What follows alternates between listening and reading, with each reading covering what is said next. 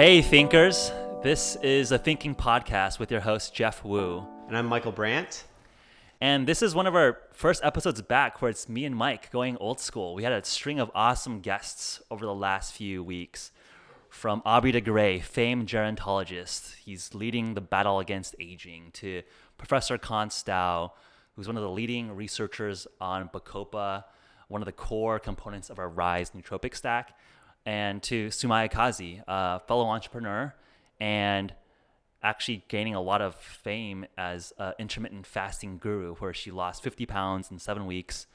An awesome episode, especially to our listeners who are female, without many female sort of biohackers out there. So a great prototype for females in biohacking. And we hope to get more people from all different walks of life: men, women, researchers, academics, biohackers, video game players, whatever. People that we think are interesting.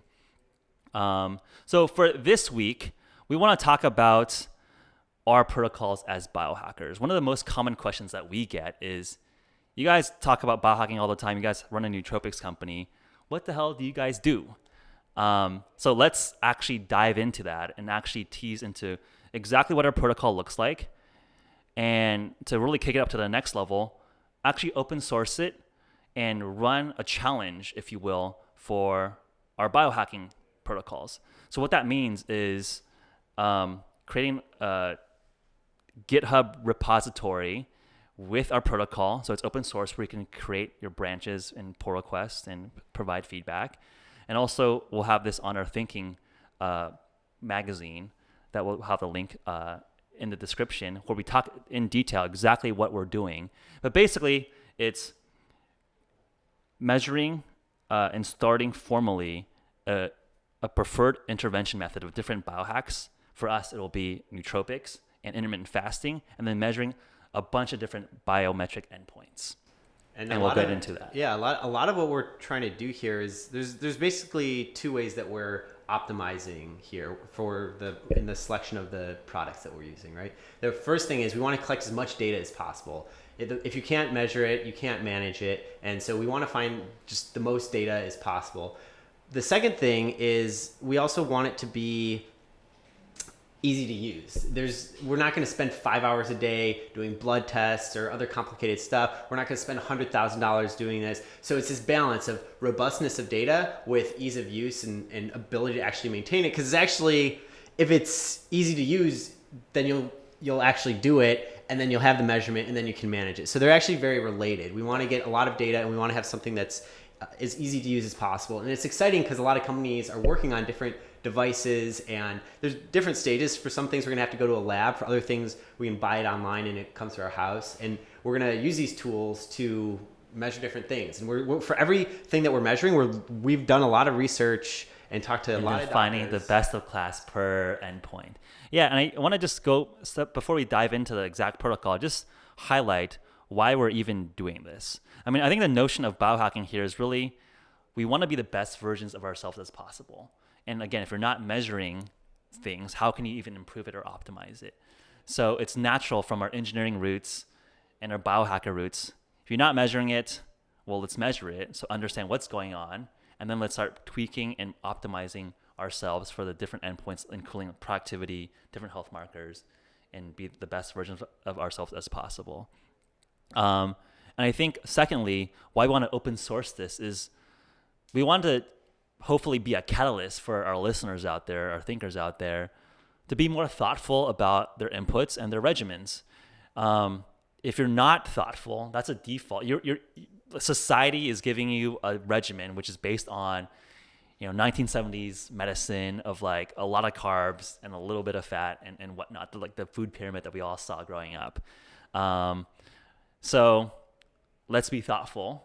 And obviously our protocol is not necessarily a rigorous clinical trial in a lab. Well, yeah, it's just the two of us. Like, it's fundamental. Like, no matter how good we are at adhering to it, it's still just two of us. Right. So I think it's important to say, like, yeah, then why are we doing it? I think we're looking to confirm, or we're looking to see how things match up with the science that's been done at a large scale, and see, hey, that's interesting. This paper was done about 200 people, and now we're seeing similar results in ourselves. Again, we're not drawing a hard conclusion from just 2 people, but it is cool to match up our own personal biology to what the science says. Exactly. And then we can figure out what works best for us and what doesn't.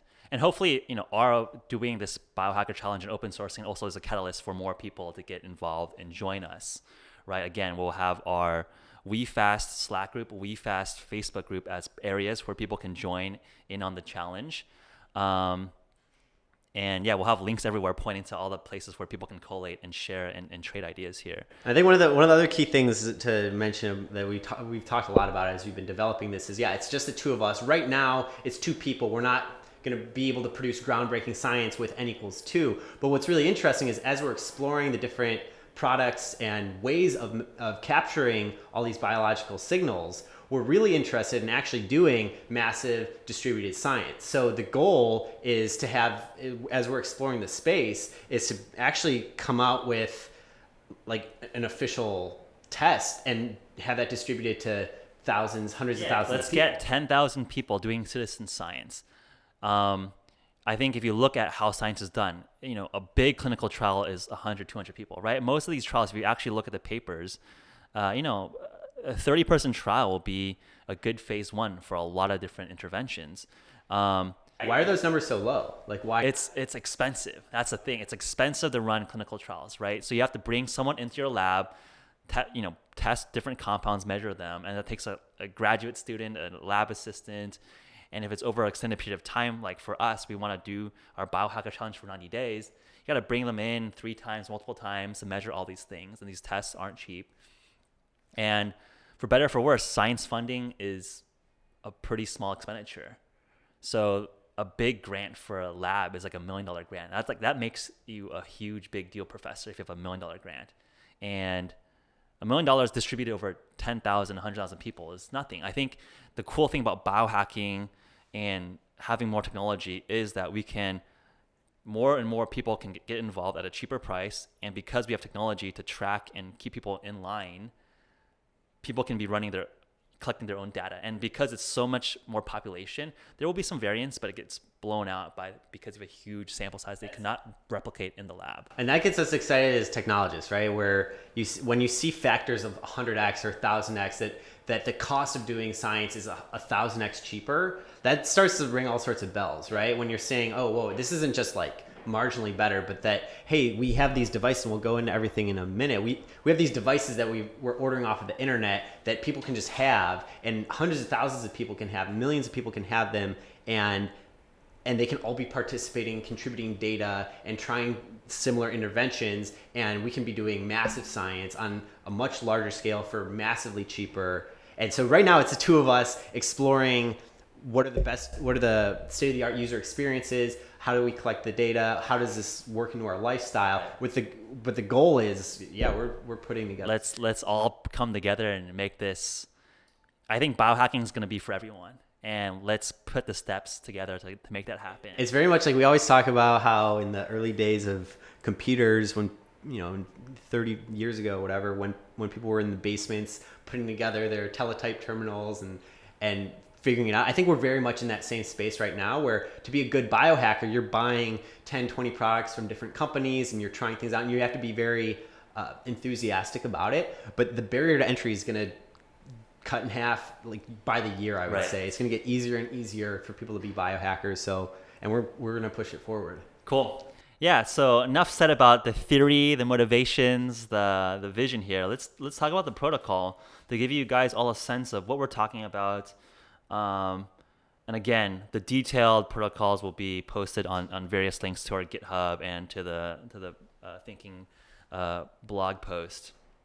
So we obviously want to get a good baseline, and Michael and I have been using nootropics, Nootrobox stack, and also intermittent fasting basically for the last couple years. So we've actually been washing out our nootropics regimen for the last 2, 3, 4 weeks now. So we're going to do a 30-day washout period to just make sure that, hey, we're going to get to a baseline where we're not seeing the intervention that nootropics will be doing to our systems.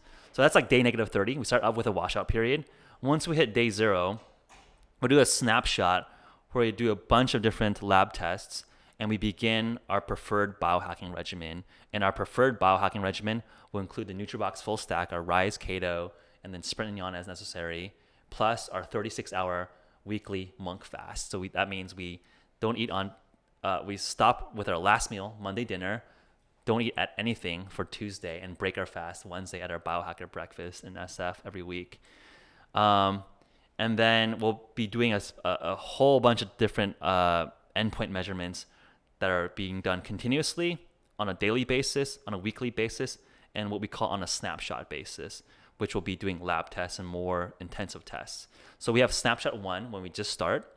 Snapshot 2 will be on day 45, and then Snapshot 3 will be day 90. And that will give us a good sense of 3 months of very rigorous tracking on a specific protocol. And so that's a high level framework. And then let's dive into exactly the buckets of endpoints that we're talking about. So and just so everyone knows, this is all in our blog post on our Thinking Online magazine. So we're going to talk through it and talk about some of the interesting... We're going to highlight a few things, but the details, when we can nerd out, that we'll have. Yeah, the links to buy it, to look it up. We definitely encourage people to check out the blog post that accompanies this podcast. But we're going to talk through a lot of our thinking and decisions that went into the different protocols that we'll be doing. Cool. Yeah, so to make it simple for us to just talk about as you're driving or listening at your desk, one broad bucket is continuous monitoring. So things that are sort of passively tracking what's going on, daily monitoring, things that we will do every day to track certain endpoints weekly, and then the snapshots. So let's start easy, continuous monitoring. A couple really easy things that we're going to be doing are wearing Apple Watch and Jawbone. And these are really simple wearables that will allow us to track heart rate, steps, and general activity monitoring. We'll be using some software like Cardiogram, which is an Apple Watch software made by one of my friends, Brandt Ballinger, who partnered with UCSF to make a really, really high fidelity heart rate tracking device. So, what are they using that for? So in the clinic, they're trying to detect and predict heart attacks. That's incredible. But for our use case, let's tease into the data on how our heart rate could or might change on fast or on nootropics. And that's interesting because a lot of the science around certain nootropics is that they're anxiolytic, they reduce stress, and so it could stand to reason. Like heart rate is just a really obvious one to be measuring there. Right. We'd love to measure skin galvanic response. I believe that might be out on Apple Watch 2 or some other wearables, but I think at this time, and why skin galvanic response is interesting is because it's associated with sweat, which is correlated to stress. So there's a broad association with stress monitoring there. And one thing that's really cool just about these devices, this Apple Watch and Jawbone that we have here, is that these are totally consumer devices. Right. And it's interesting because, 10 years ago, this didn't exist. If you wanted your heart rate or if you wanted to track your sleep or something, you weren't doing that at home. Right? Like it wasn't possible. Now it is. You have to go to the hospital, do a sleep trial. Yeah, and we're seeing, there's a consumerization of certain things for measuring these biomarkers, and it's really cool to see. Yeah, so our Apple Watch will be sort of our daily in the day wear, and then our Jawbone will be primarily used for like sleep tracking, and obviously there's some battery life stuff, but basically that will be sort of the high level thinking around those two aspects.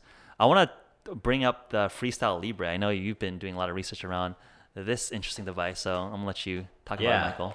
Freestyle Libre is really interesting, and the context there is that it's actually for diabetics. It's for people with diabetes. It's important for them to always measure their glucose levels so they know if it's high or low. Their body This is their blood sugar. So to fill in the context, if you don't have sugar in your system, your brain dies. So obviously diabetes, you can't process sugar, you're in trouble. Yeah, and too much sugar in your blood is also a bad thing. So that it becomes necessary to monitor it. And the kind of status quo of how people monitor is with finger pricks.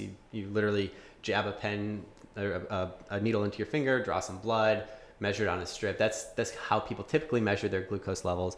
And there's really interesting new technology, this really interesting new product, the Freestyle Libre. And the way that Freestyle Libre works is it comes with a sensor, and it's basically a Band-Aid with a little kind of prick on it. So it's a very small prick. It's basically like I would classify it as like a baby implant. So we're gonna be, I mean, I'll let you like sort of walk through but it's basically like we're gonna be implanting continuous glucose monitoring chips into our bodies. Yeah, it's neat. You take the sensor, the Band-Aid with the little prick, and then you take the applicator, you put the sensor onto the applicator, and then you put the applicator onto your arm or wherever, and then you press the sensor in, and then it's there. It actually stays there for 2 weeks. You take showers, you live your life, and the way that you measure your glucose levels is you take the reader and you just swipe it right by the sensor, and then it will tell you what your glucose levels have been for the last 8 hours. So it's really cool. There's a chip in there. It's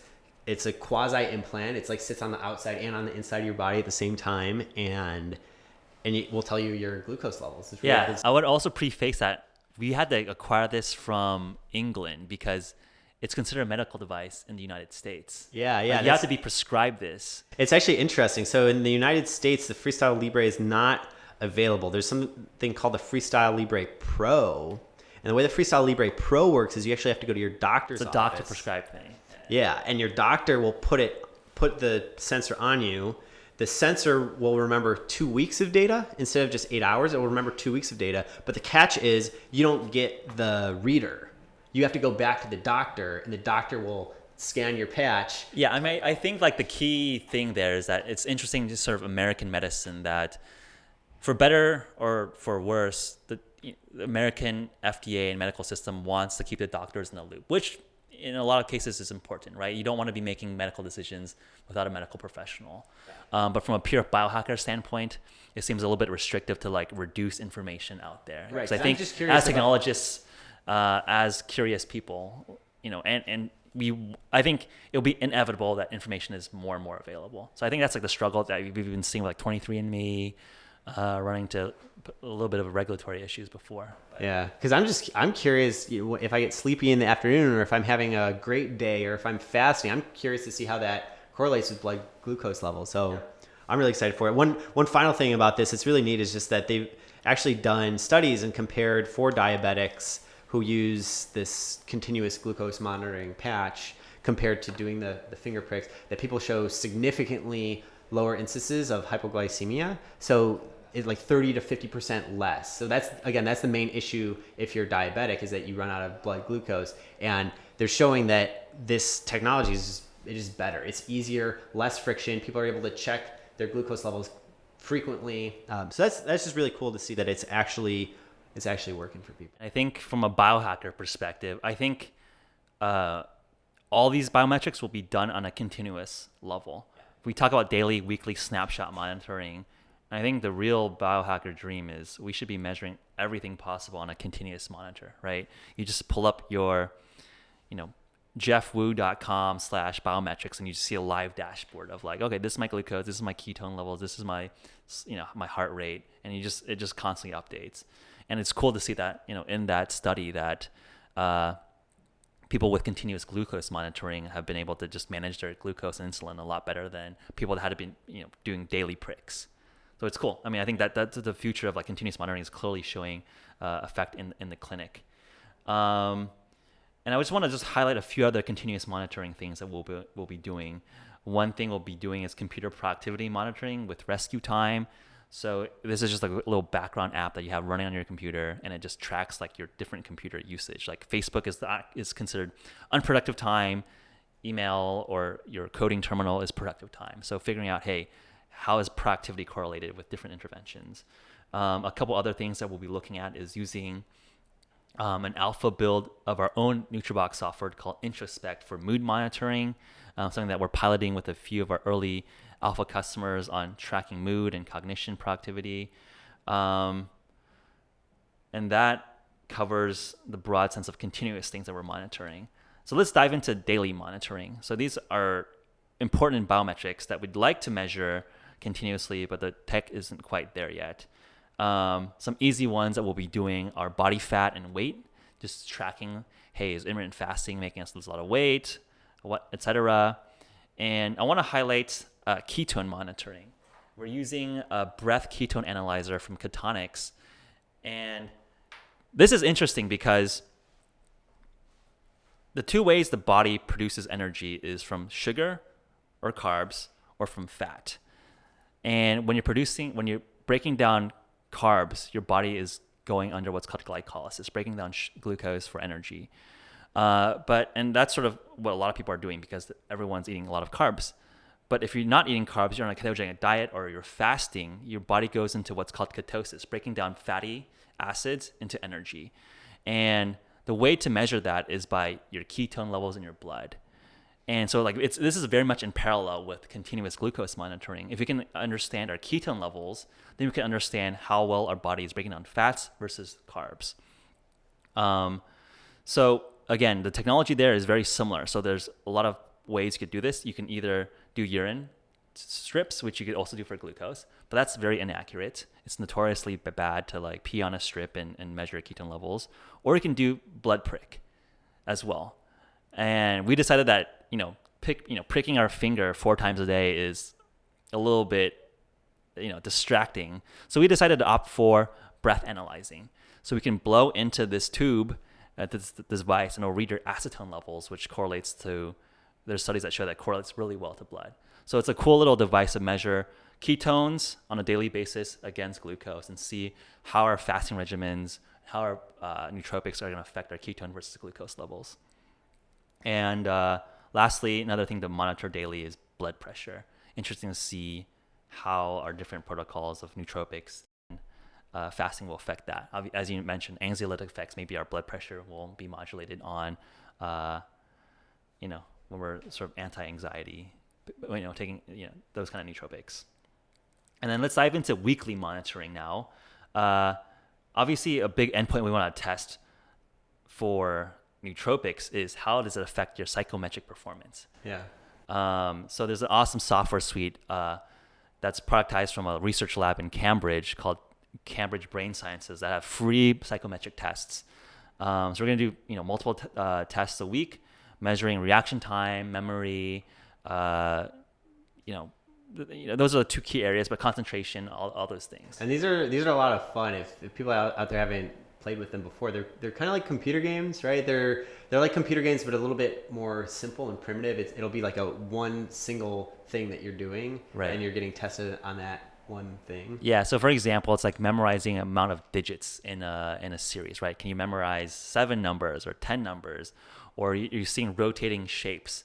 And is this a different shape, or is this just a rotation of a current shape you're already seeing? So those are a couple examples of tests and that are being used. And I think and it's interesting because this is exactly how cognition is being measured in the lab. Yeah, and it's neat because these are really the building blocks of intellect, right? Like in general, when we think about, that person's really smart or intelligent, we don't think about, they're really good at rotating shapes in their head or really good at memorizing numbers. But I would say that those are the primitives. If you're good at those things, then you're going to be better at learning. Right. You're going to be better at understanding higher order concepts and connecting things together. So it's neat because this abstract notion of like intelligence, people have been studying for a long time how to break it down and measure it. And so you can actually track, like at the primitive level, how am I getting smarter? Right. Am I sharper today than I was yesterday? Exactly. Like if you're reacting to things faster and recognizing that you've seen this pattern before, that means potentially that, hey, you can like absorb information faster because you're reacting to things faster. So those are ways that you build up like higher order cognition with these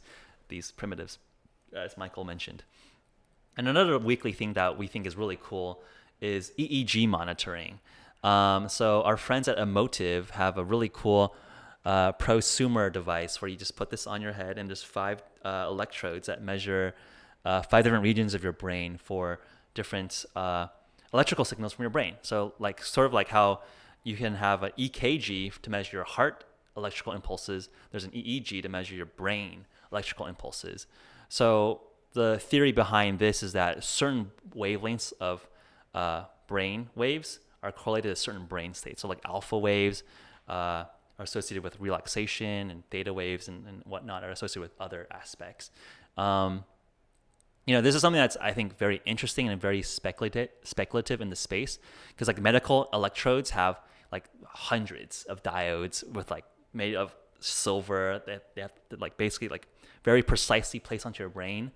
I think that prosumer devices, obviously 5 electrodes you're wearing a headset. You're like, if I put it on, it's gonna hit different parts of my brain than your brain because our heads are different sizes. But hopefully we can get some signal, in a general sense of how our brain waves are reacting to certain inputs. So that could be interesting to monitor. And then lastly, the snapshot monitoring, which is the most heavy duty things, because we're doing this 3 times: day 0, day 45, day 90.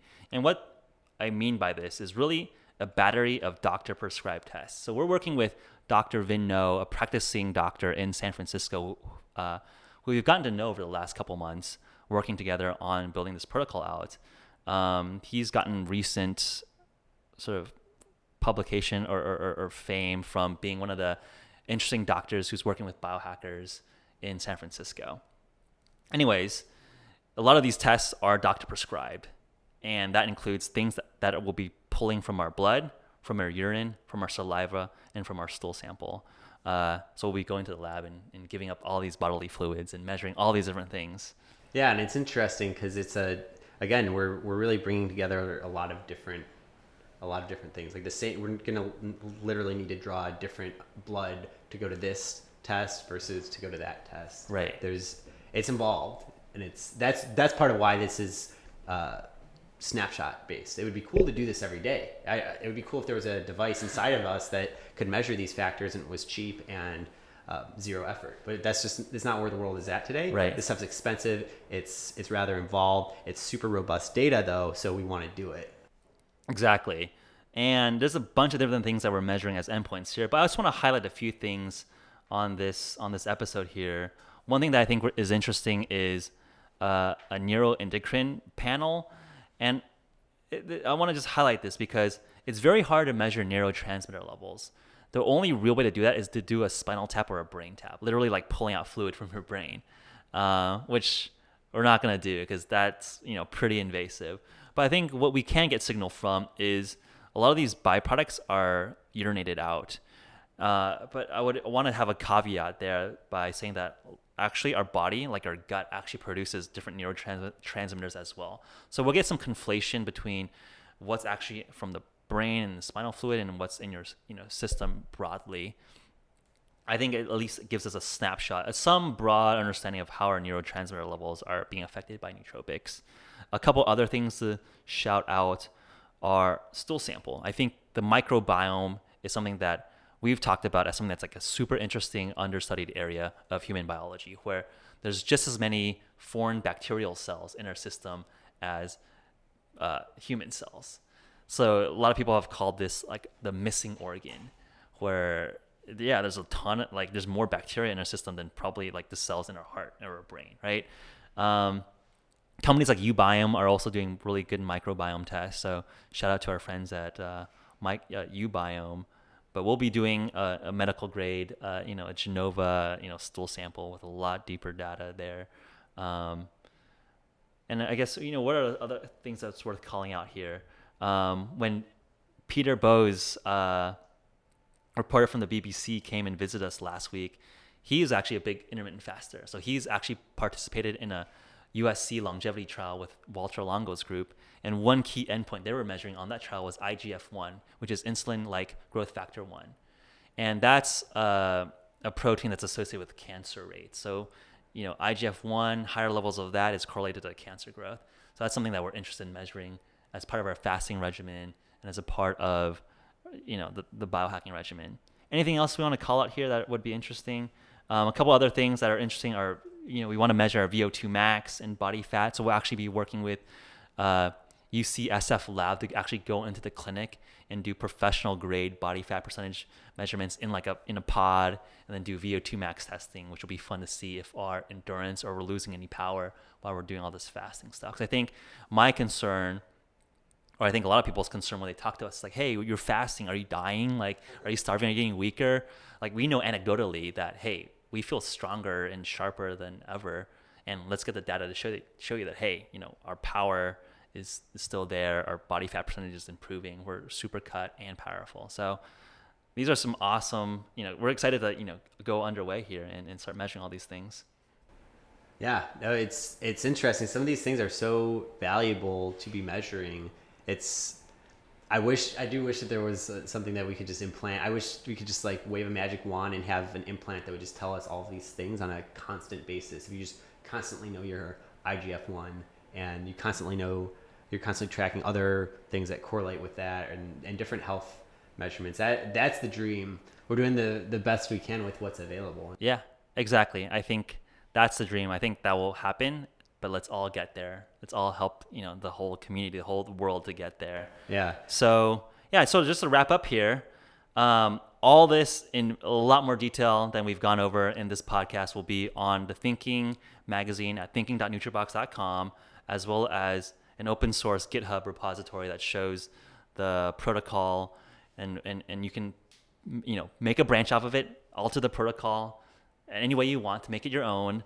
Also, submit pull requests. If you want to edit some things that we're doing that you think that could be done better, submit that pull request to us. We'll have guidelines on how to submit that. We really want to make this, an open source community project here. And we're just two biohackers with a lot of experience and done quite a bit of homework, but we know that we're not the end all be all. There's a lot of smart people out there constantly looking at this stuff, and we want you to be involved with us on this Biohacker Challenge.